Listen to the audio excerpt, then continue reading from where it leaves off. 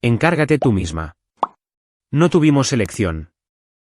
Esas fueron las únicas palabras que mi madre se molestó en dejarme después de abandonar todo lo que habíamos construido juntos durante 22 años. Estaba de pie en la entrada agrietada en Sacramento, California, mirando fijamente las cajas de cartón que contenían mi vida entera, observando a extraños asomarse por lo que solía ser la ventana de mi habitación. Mi nombre es Danielle Price y tengo 22 años. Acababa de terminar mi tercer año en la Universidad Northwestern, estudiando ciberseguridad con el sueño de conseguir un puesto en una de las grandes empresas tecnológicas de Silicon Valley. Los exámenes finales habían sido absolutamente brutales esa primavera, 3 noches seguidas sin dormir, sobreviviendo a base de bebidas energéticas y pura determinación. Pero la idea de volver a casa, dormir en mi propia cama y ver a mis padres me había ayudado a superar esas últimas semanas. Incluso había comprado un pequeño regalo para mi mamá durante mi escala en Chicago, una taza de cerámica con "La mejor mamá del mundo", pintado en alegres letras amarillas. El viaje en autobús nocturno de Chicago a Sacramento había sido incómodo, pero estaba demasiado emocionada para dormir. No dejaba de imaginarme entrando por la puerta principal, oliendo los famosos panqueques de fin de semana de mi papá y contándoles a mis padres sobre mis perspectivas de prácticas. El profesor Williams me había recomendado para un puesto de verano en Nexora Labs, y no podía esperar para compartir la noticia. Cuando el taxi me dejó en el 1247 de la calle Oakwood ese martes por la mañana, todo pareció estar mal de inmediato. El césped estaba completamente muerto, con parches marrones esparcidos por lo que solía ser el preciado jardín de flores de mi mamá. Las cortinas habían desaparecido de todas las ventanas, dejando la casa con un aspecto hueco y abandonado. Pero fue el llamativo letrero rojo de "vendido" plantado donde solía estar nuestro buzón lo que hizo que se me cayera el alma a los pies. Me acerqué al porche lentamente, sintiendo mi bolsa de lona más pesada con cada paso. Fue entonces cuando las vi. Cajas de cartón apiladas descuidadamente junto a los escalones de la entrada, etiquetadas con cinta adhesiva con la letra de mi mamá, habitación de Danielle, libros de Danielle, ropa de Danielle. Bolsas de basura llenas de lo que parecían ser mis viejos libros de texto y abrigos de invierno estaban metidas entre las cajas como si las hubieran añadido en el último momento. Un trozo de papel de cuaderno estaba pegado a la puerta principal, ondeando ligeramente con la brisa de la mañana. Lo arranqué con manos temblorosas y leí el mensaje que lo cambiaría todo. Encárgate tú misma. No tuvimos elección. Mamá. Sin advertencia, sin llamada telefónica, sin explicación. Solo esas palabras frías y displicentes y toda mi infancia esparcida por la entrada como basura no deseada. Busqué a tientas mi teléfono y marqué el número de mi madre, mis manos temblaban tanto que apenas podía presionar los botones. El sentimiento ominoso que se había estado acumulando en mi pecho estaba a punto de explotar en algo mucho peor. Mi mamá contestó al tercer timbrazo, su voz con ese tono familiar de irritación que reservaba para los teleoperadores y las interrupciones inesperadas. ¿Qué pasa, Danielle? Estoy ocupada. ¿Qué pasa? Repetí, con la voz quebrada. Mamá, estoy parada frente a nuestra casa y hay un letrero de "vendido" en el jardín. Todas mis cosas están en cajas en la entrada. ¿Qué pasó? Ah, eso, suspiró pesadamente, como si mi angustia no fuera más que una pequeña molestia. Tuvimos que vender rápido. El mercado estaba bien y recibimos una oferta que no podíamos rechazar. Empezamos de nuevo en Florida. ¿Florida? ¿Cuándo? ¿Por qué no me lo dijiste? Las preguntas salían de mi a borbotones, cada una más desesperada que la anterior. Ya eres una adulta, Danielle. Lo resolverás. No podíamos esperar por tu horario. Sus palabras me golpearon como golpes físicos. Tu prima Patricia nos encontró un lugar genial en Tampa. El clima es mejor para la artritis de tu padre. Presioné mi mano libre contra mi frente, tratando de procesar lo que me estaba diciendo. ¿Pero qué hay de mi habitación? ¿Mis cosas? ¿A dónde se supone que voy a ir? Tienes 22 años. Ya deberías ser independiente de todos modos. La mayoría de los chicos de tu edad ya viven por su cuenta. La crueldad casual en su voz hizo que se me oprimiera el pecho. Te hicimos un favor, de verdad. Ahora te ves forzada a madurar. Un favor, no podía creer lo que estaba escuchando. ¿Vendieron la casa de mi infancia sin decírmelo y dejaron mis pertenencias en la calle como basura? ¿Cómo es eso un favor? No seas tan dramática. Todo está en cajas. No hay nada dañado. Hizo una pausa y pude oír la voz de mi padre al fondo, aunque no distinguí las palabras. Mira, tenemos que irnos. Vamos a reunirnos con un agente inmobiliario sobre nuestro nuevo lugar. Eres inteligente. Encontrarás una solución. La línea quedó en silencio. Miré la pantalla de mi teléfono con incredulidad, viendo mi reflejo en la superficie negra. Pálida, conmocionada, abandonada. 22 años de cenas familiares, fiestas de cumpleaños, mañanas de Navidad y cuentos antes de dormir reducidos a encontrarás una solución. Intenté llamar a mi papá, pero fue directamente al buzón de voz. Su alegre saludo, grabado hacía años, se sentía como una broma cruel. Has llamado a James Price. Deja un mensaje y te devolveré la llamada. Pero sabía que no lo haría. Ninguno de los dos lo haría. Los vecinos comenzaban a asomarse por sus ventanas, probablemente preguntándose por qué una estudiante universitaria estaba sentada sobre cajas frente a una casa vendida. La señora Henderson de la casa de al lado incluso salió a su porche, protegiéndose los ojos con la mano mientras intentaba ver mejor. La humillación me quemó como ácido. Agarré la caja más pesada y la arrastré hacia la acera, mi visión nublada por lágrimas que me negaba a dejar caer. Cualesquiera que fueran las señales de advertencia que había pasado por alto, cualesquiera que fueran los problemas financieros que me habían ocultado, nada de eso importaba ahora. Habían tomado su decisión, y esa decisión no me incluía. Las siguientes horas pasaron en una neblina de llamadas telefónicas y planificación desesperada.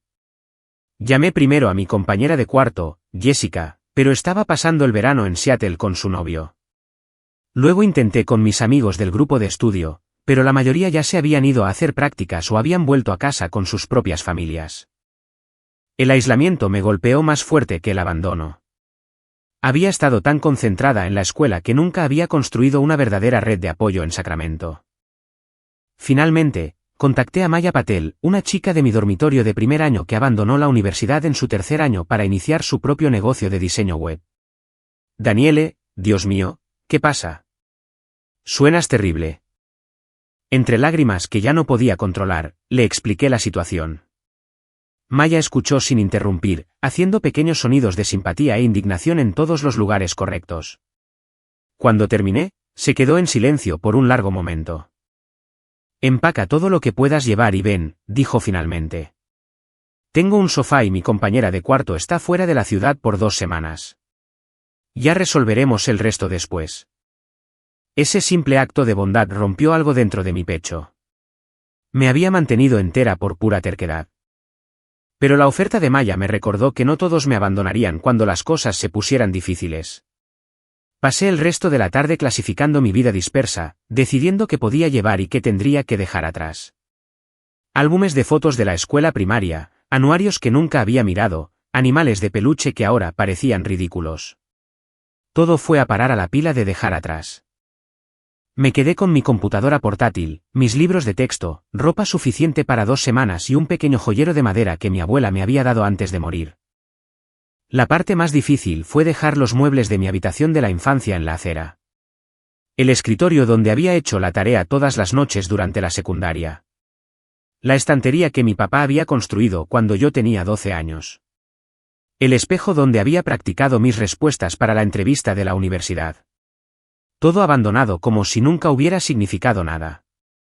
Mientras cargaba mis pertenencias rescatadas en el coche de Maya esa noche, tomé una decisión que definiría los próximos 2 años de mi vida. Saqué mi teléfono y bloqueé sistemáticamente cada número conectado a mis padres, el celular de mi mamá, el teléfono del trabajo de mi papá, incluso el de mi tía Carol, que podría intentar hacer de mediadora. Luego eliminé por completo su información de contacto, sin dejar rastro de las personas que me habían criado durante 22 años, solo para desecharme como una responsabilidad no deseada. ¿Estás segura de esto?, preguntó Maya, viéndome borrar el último número. Ellos tomaron su decisión, dije, sorprendiéndome a mí misma de lo firme que sonaba mi voz. Ahora yo estoy tomando la mía. Pero incluso mientras decía las palabras, no podía deshacerme de la sensación de que esto no era realmente el final. Algo en la forma en que mi mamá me había descartado tan casualmente, como si yo fuera un problema que finalmente había resuelto, me decía que esta historia no había terminado. Las personas que abandonan sus responsabilidades suelen volver arrastrándose cuando necesitan algo. Y cuando llegara ese día, yo estaría lista para ellos. Vivir con Maya se suponía que era temporal, pero lo temporal se extendió a 3 meses mientras luchaba por reconstruir mi vida desde cero. Conseguí un trabajo a tiempo parcial en una cafetería local mientras terminaba mis cursos de verano en línea, durmiendo en el sofá de Maya e intentando fingir que despertarme sin hogar no había descarrilado por completo mi futuro cuidadosamente planeado. La peor parte no era la incomodidad física ni siquiera la tensión financiera. Era la constante pregunta carcomiéndome de por qué. ¿Qué clase de padres venden su casa y se mudan al otro lado del país sin decírselo a su hija? ¿Qué clase de emergencia te obliga a abandonar a tu hija con nada más que una nota adhesiva y algunas cajas de cartón? Me sumergí en el trabajo y la escuela con una intensidad que preocupaba a Maya. Te vas a agotar, me advirtió una noche, encontrándome encorvada sobre mi computadora portátil a las 2 de la mañana, trabajando tanto en un proyecto de ciberseguridad como en una presentación para el programa de capacitación de mi gerente de la cafetería. No puedo permitirme agotarme, respondí sin levantar la vista. Lo perdí todo una vez. No voy a dejar que eso vuelva a suceder. Maya se sentó a mi lado en el sofá, con expresión seria. ¿Has considerado que tal vez tenían una buena razón? Quiero decir, no los estoy defendiendo, pero los padres no suelen simplemente. Basta, la palabra salió más dura de lo que pretendía. No hay una buena razón para lo que hicieron. Si estuvieran en problemas reales, podrían haber llamado. Podrían haber explicado. Podrían haberme dado más de 12 horas de aviso para resolver toda mi vida. Pero las palabras de Maya se quedaron conmigo de todos modos. Durante las siguientes semanas, me encontré investigando a mis padres en línea durante mis descansos en el trabajo. James y Patricia Price no tenían presencia en las redes sociales, ni registros públicos en Florida que pudiera encontrar. Ningún rastro de su nueva vida que me diera alguna respuesta. Fue mi compañero de trabajo de la cafetería, Brandon, quien accidentalmente proporcionó la primera pista. Estaba navegando por Facebook durante nuestro descanso para almorzar cuando levantó la vista con una expresión de confusión. Oye, ¿no dijiste que tus padres se mudaron a Florida? Sí. ¿Por qué? Giró su teléfono hacia mí, mostrando una foto de grupo de algo llamado Reunión de la Junta Comunitaria de Sacramento, 15 de mayo. En la fila de atrás, apenas visible, pero inconfundiblemente mi padre, estaba James Price. La foto estaba fechada 3 días antes de que yo llegara a casa y encontrara el letrero de vendido. Mis manos comenzaron a temblar. Eso es imposible. Me dijeron que ya se habían mudado. Brandon hizo zoom en la imagen. Ese es definitivamente tu papá, ¿verdad? Las mismas gafas, la misma línea de cabello retrocediendo que me mostraste en esas fotos. Miré la foto hasta que me ardieron los ojos. Mi padre había estado en Sacramento 3 días antes de que yo llegara a casa. 3 días antes de que encontrara mi vida en cajas, lo que significaba que no se habían visto obligados a vender rápidamente. Lo habían planeado. Se habían sentado en reuniones comunitarias, probablemente discutieron su mudanza con los vecinos, tal vez incluso celebraron su inteligente escape de la responsabilidad parental. Necesito hacer una llamada, le dije a Brandon, agarrando mi bolso y dirigiéndome al callejón detrás de la cafetería. Desbloqueé el número de mi madre y marqué, con el corazón martilleándome contra las costillas. Contestó al segundo timbrazo, su voz cautelosa pero no sorprendida. Daniele, ¿está todo bien? Me mentiste. Las palabras salieron planas y frías. Todavía estabas en Sacramento cuando llegué a casa. Papá estuvo en una reunión comunitaria 3 días antes de que me abandonaras. El silencio se extendió entre nosotros durante varios latidos. Cuando finalmente habló, su voz había perdido toda pretensión de preocupación. Y bien, ¿qué diferencia hay? El resultado es el mismo. La diferencia es que tuviste tiempo para planificar, tiempo para llamarme, tiempo para organizar algo mejor que dejarme sin hogar con una nota adhesiva. Mi voz se estaba elevando, pero no me importaba. Elegiste hacerlo de esta manera. Querías abandonarme sin tener que lidiar con mi reacción. Oh, Por el amor de Dios, Daniele, estás siendo ridícula. Sabíamos que encontrarías una solución. Siempre fuiste ingeniosa. Su tono displicente hizo que me hirviera la sangre. Además, está funcionando bien, ¿no es así? Eres independiente ahora, justo como siempre quisimos que fueras. Independiente, me reí, pero no había humor en ello. ¿Crees que dejar a tu hija sin hogar es una buena crianza? No te dejamos sin hogar. Te dimos la oportunidad de valerte por ti misma en lugar de correr hacia mamá y papá cada vez que las cosas se ponían difíciles. Su voz tenía ese tono condescendiente familiar que recordaba de las discusiones de la infancia. Deberías agradecérnoslo. Agradecerles. La rabia que se había estado acumulando durante meses finalmente encontró su voz. ¿Por qué? Por enseñarme que las personas que se supone que más me aman me abandonarán sin previo aviso. Por mostrarme que la familia no significa nada cuando se vuelve inconveniente. Estás siendo dramática. Te criamos durante 22 años. Pagamos tu educación, te dimos un techo sobre tu cabeza, te alimentamos y te vestimos. No te debíamos nada después de eso. Cada palabra se sentía como una bofetada en mi cara.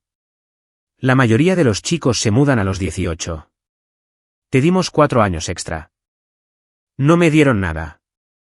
Me quitaron todo. Estaba llorando ahora. Lágrimas calientes de furia y dolor corrían por mis mejillas. ¿Los amaba? Confiaba en ustedes. Volví a casa emocionada de verlos y me tiraron como basura. Bueno, quizás esto te enseña a no ser tan dependiente de otras personas.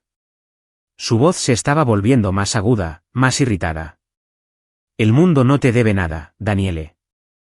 Cuanto antes lo aprendas, mejor te irá. La crueldad casual en su tono rompió algo dentro de mí. Tienes razón, dije en voz baja. El mundo no me debe nada, y ustedes tampoco, lo que significa que yo tampoco les debo nada a ustedes. ¿Qué se supone que significa eso? Significa que he terminado con ustedes, con papá, con fingir que somos una familia. ¿Querían que fuera independiente? Felicidades. Han creado a alguien que no los necesita en absoluto. Tomé una respiración temblorosa. No me vuelvan a llamar. No me envíen mensajes de texto. No envíen tarjetas de Navidad ni mensajes de cumpleaños ni chantajes emocionales a través de parientes. Me querían fuera de su vida. ¿Lo consiguieron? Ahora estás siendo infantil. Colgué e inmediatamente bloqueé el número de nuevo. Luego bloqueé el número de mi padre, el número de mi tía Carol y cualquier otra persona que pudiera intentar hacerme sentir culpable para reconciliarnos. Eliminé los mensajes de voz que había guardado de tiempos más felices.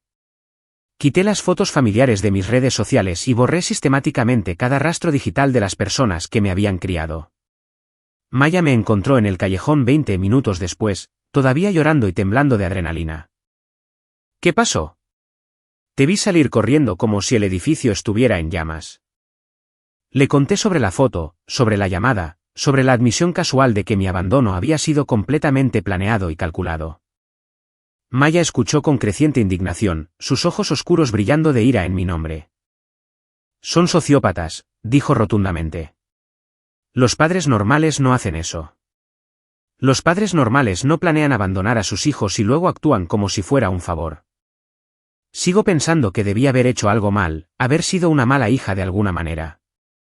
Las palabras se sentían como vidrio en mi garganta. Pero no se me ocurre nada. Saqué buenas notas.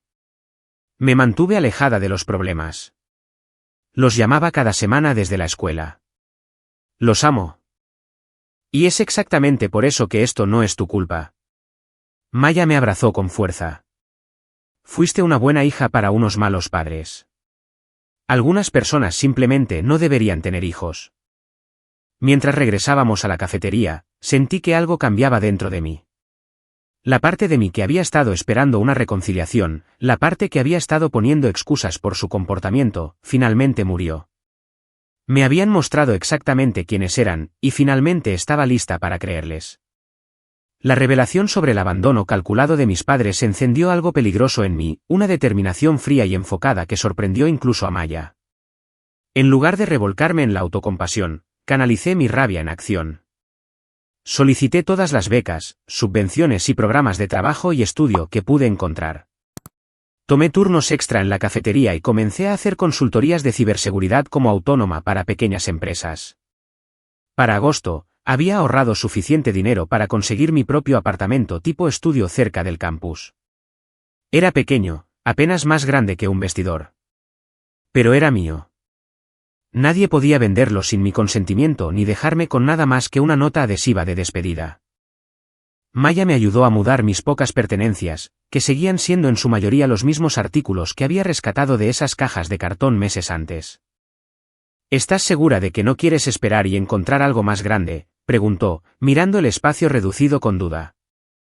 Esto es perfecto, dije, colocando mi computadora portátil en el escritorio de segunda mano que había comprado por $50. Es exactamente lo que necesito. Lo que necesitaba era una autosuficiencia completa. Me sumergí de nuevo en mis estudios con un enfoque renovado, atacando mis cursos de ciberseguridad como si mi vida dependiera de ello. Porque, en cierto modo, así era. Cada habilidad que aprendía, cada certificación que obtenía, cada conexión profesional que hacía era otra capa de armadura contra volver a ser vulnerable. El profesor Williams notó el cambio en mi trabajo de inmediato. Daniele, tu último proyecto sobre pruebas de penetración de redes es trabajo de nivel de posgrado, dijo después de clase un día. ¿Has considerado acelerar el cronograma de tu carrera? Lo había estado considerando, de hecho. ¿Qué tan rápido podría terminar? Si tomas cursos de verano y sobrecargas tu horario, podrías graduarte un año entero antes. La carga de trabajo sería intensa, pero basándome en tu rendimiento reciente, se encogió de hombros, creo que podrías manejarlo. Esa noche, tracé un plan académico agresivo que me haría graduarme en diciembre en lugar de la primavera siguiente. Significaba tomar 6 cursos por semestre en lugar de 4, hacer prácticas durante cada receso y básicamente eliminar cualquier vida social que pudiera haber construido. Pero también significaba entrar al mercado laboral un año antes que mis compañeros, con un año menos de deuda y un año más de distancia de las personas que me habían abandonado. El plan funcionaba perfectamente hasta noviembre, cuando todo cambió de nuevo. Estaba en medio de una tarea de criptografía particularmente desafiante cuando mi teléfono vibró con una notificación que no había visto en meses, una solicitud de mensaje en redes sociales de alguien llamada Patricia Price. Mi madre me había encontrado. Daniele, cariño, sé que estás enfadada, pero necesitamos hablar. Por favor, llámame. Estamos en problemas y necesitamos tu ayuda. Eres la única que puede ayudarnos ahora. Miré el mensaje durante mucho tiempo, con el corazón acelerado. Una parte de mí quería borrarlo de inmediato para mantener el muro que había construido a mi alrededor, pero una parte más grande sentía curiosidad por saber qué tipo de problemas podrían llevar a mi madre a contactarme después de meses de silencio absoluto. Hice una captura de pantalla del mensaje y se lo envié a Maya con un solo signo de interrogación. Su respuesta llegó de inmediato: «Oh, demonios, no. Ni se te ocurra». Pero yo estaba pensando en ello, no porque quisiera ayudarlos. Ese barco había zarpado hacía mucho tiempo. Estaba pensando en ello porque, por primera vez desde que me abandonaron, yo tenía todo el poder. Necesitaban algo de mí, algo que no podían conseguir en ningún otro lugar. Y después de meses de ser la que fue dejada atrás, desechada y descartada, la idea de ser necesitada se sentía embriagadora. Abrí mi computadora portátil y comencé a investigar qué tipo de problemas podrían tener 2 jubilados de mediana edad en Florida. Fuera lo que fuera, tenía la sensación de que estaba a punto de descubrir que el cruel abandono de mis padres había sido motivado por algo más que un simple deseo de mi independencia. No respondí al mensaje de mi madre de inmediato. En su lugar, pasé 3 días investigando a James y Patricia Price en Tampa, Florida, utilizando todas las herramientas y técnicas de ciberseguridad que había aprendido. Lo que encontré fue incluso peor de lo que había imaginado. Los registros públicos mostraban que habían comprado un condominio de lujo en una comunidad cerrada por $800,000, casi 3 veces más de lo que habían vendido nuestra casa de Sacramento. También habían comprado un Mercedes nuevo y habían hecho varios cruceros caros, según publicaciones en redes sociales de la cuenta de mi prima Patricia. Pero más interesantes fueron los acontecimientos recientes. Hacía 3 meses, mi padre había sido arrestado por fraude de inversiones. Aparentemente, Había estado dirigiendo un esquema Ponzi dirigido a jubilados mayores en su comunidad, prometiendo rendimientos imposibles en inversiones de criptomonedas. El esquema se había derrumbado cuando demasiados inversores intentaron retirar su dinero a la vez. El mensaje desesperado de mi madre de repente tenía perfecto sentido. No estaban en problemas. Estaban enfrentando cargos federales y necesitaban a su hija, la experta en ciberseguridad, para ayudarlos a ocultar su dinero robado o manipular pruebas o hacer cualquier cosa ilegal que pensaran que yo podría estar dispuesta a hacer por la familia.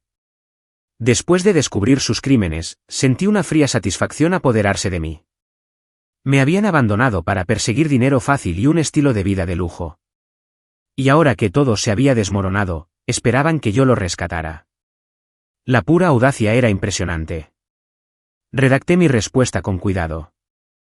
Lamento escuchar que están teniendo dificultades. Desafortunadamente, estoy muy ocupada con mis estudios y mi trabajo. Estoy segura de que encontrarán una solución. Siempre decían que necesitaba ser más independiente.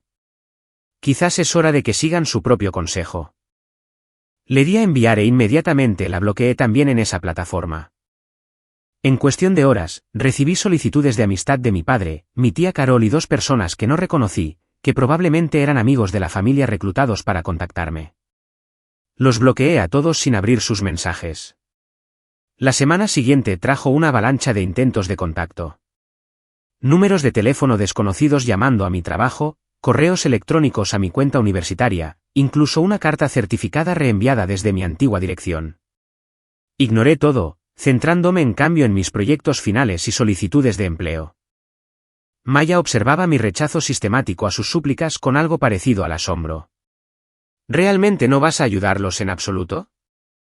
¿Ayudarlos a qué? ¿A ocultar dinero robado? ¿A obstruir la justicia? Me encogí de hombros. Ellos me enseñaron que la familia no se debe nada. Solo estoy siguiendo su lección. El punto de quiebre llegó en diciembre, apenas unas semanas antes de mi graduación anticipada. Estaba caminando por el campus después de mi último examen final cuando una mujer se me acercó cerca de la biblioteca. Era de mediana edad, vestida profesionalmente y se movía con la confianza de alguien acostumbrado a obtener respuestas.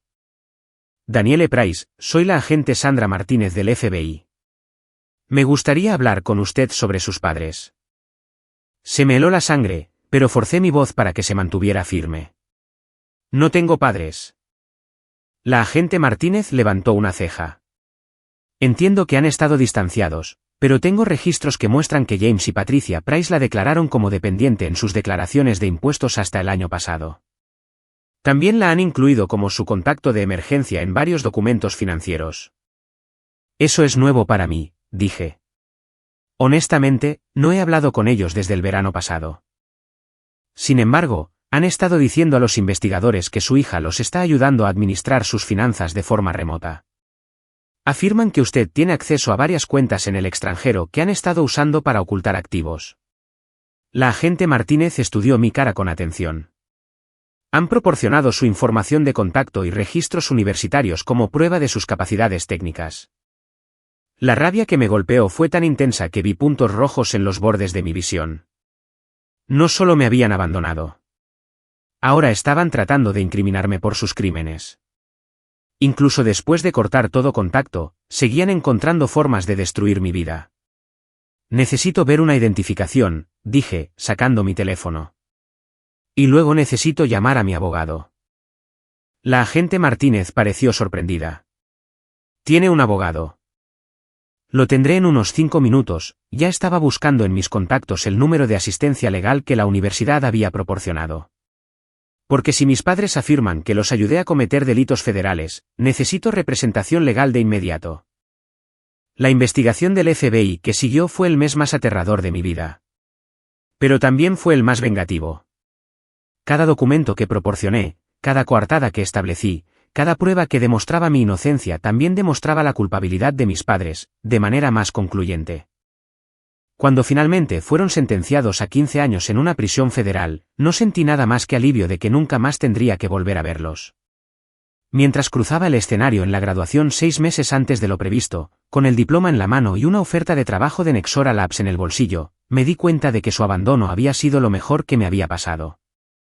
Me había forzado a convertirme en alguien que nunca más podría ser abandonada.